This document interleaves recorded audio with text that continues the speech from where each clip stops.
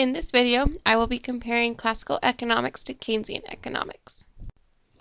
In both the classical and Keynesian economic examples, we will be using a downward slope in aggregate demand.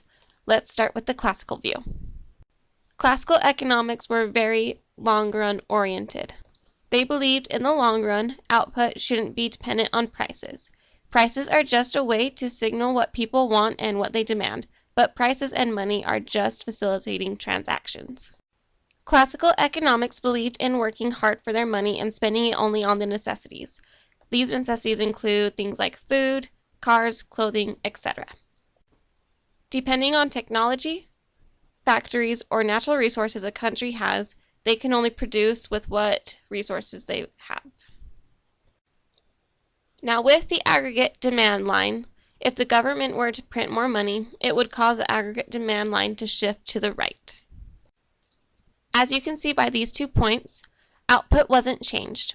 All that changed was the price equilibrium from where the black and the red line meets to where the blue and the red line meet. The movement here shows us that prices and inflation both increased without any additional productivity. This leads to limited resources and a possible bust. This shift happens by fiscal policies, the government holding revenue constant but increasing spending, or the government doesn't change their spending and decreases the tax revenue.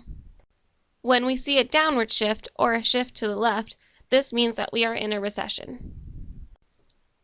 The only way to bring the economy back to an equilibrium is to increase productivity when the aggregate demand line shifts.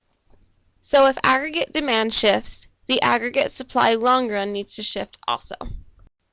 Now let's switch over to the Keynesian view. John Maynard Keynes was a short-run oriented person. He believed in the long run we were all dead. He also believed in the short run prices and wages are very sticky.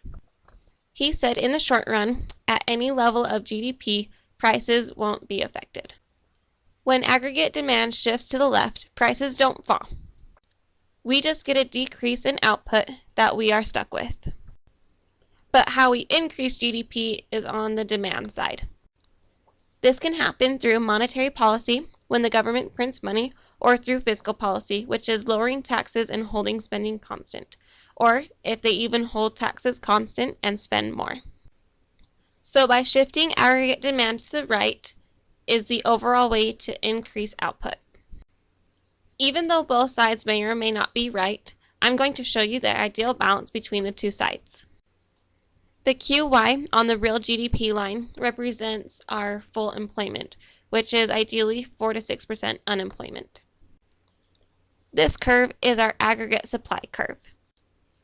We are going to divide this curve into 3 sections. Our first is the Keynesian, the middle is the intermediate, and the last is the classical. We now bring in our aggregate demand line, and at this point we are at full employment. If there's an increase in consumption or government spending, our economy will then speed up and aggregate demand will then shift to the right.